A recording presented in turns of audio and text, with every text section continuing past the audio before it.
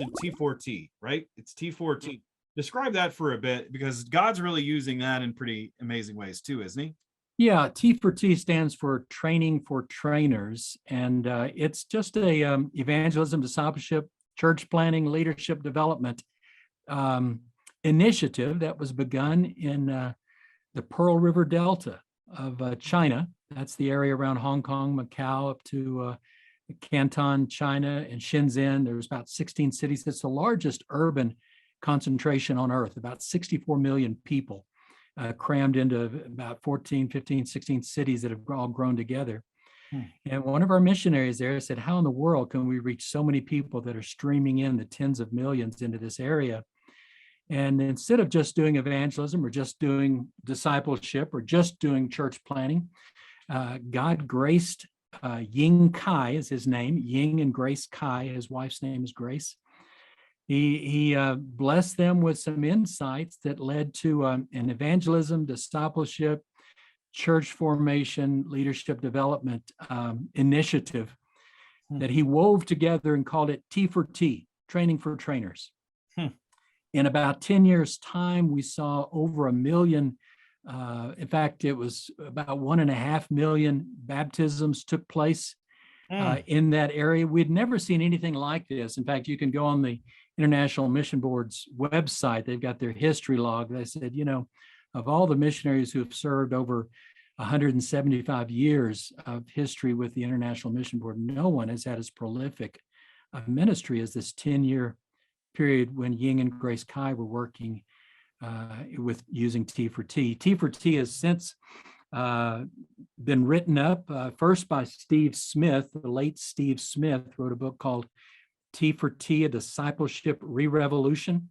It's gone into more than 20 languages around the world and is spreading T for T, simple reproducing biblical methodology into all kinds of languages and cultures. More recently, Ying and Grace Kai. Ying is now in his 70s. He's still training and teaching and evangelizing and discipling, and Grace is right there with him. Ying has written a book, a little book called Ying and Grace Kai's Training for Trainers. And it not only gives it first person, this is what Ying and Grace Kai teach, but it also has little vignettes and stories from literally all over the world, from Madagascar to Russia to Europe to Latin America to India and China and Southeast Asia, people using T for T to share the gospel. The magic's not in T for T. The power's in the gospel.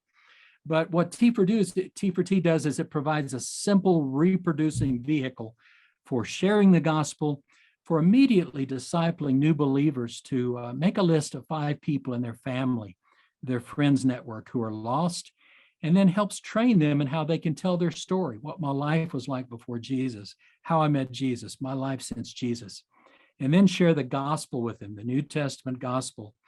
And from that form little house churches that can reproduce. And what we've seen is the reproduction through T for T is truly remarkable because it fits into almost any culture anywhere, because it begins with you telling your story of how you met Jesus and how Jesus changed your life, and then bringing them directly into God's word to understand what it is that Jesus did for us and how he wants us to be his ambassadors to a lost world. I love hearing that. I've read the book. It is quite astounding. A lot of principles in there that I think a lot of us could do well to emulate or try to draw from. David, I just have to say how much I enjoy this conversation and what God has used you to do, and the mission and the heartbeat of Global Gates is something that we really truly resonate with.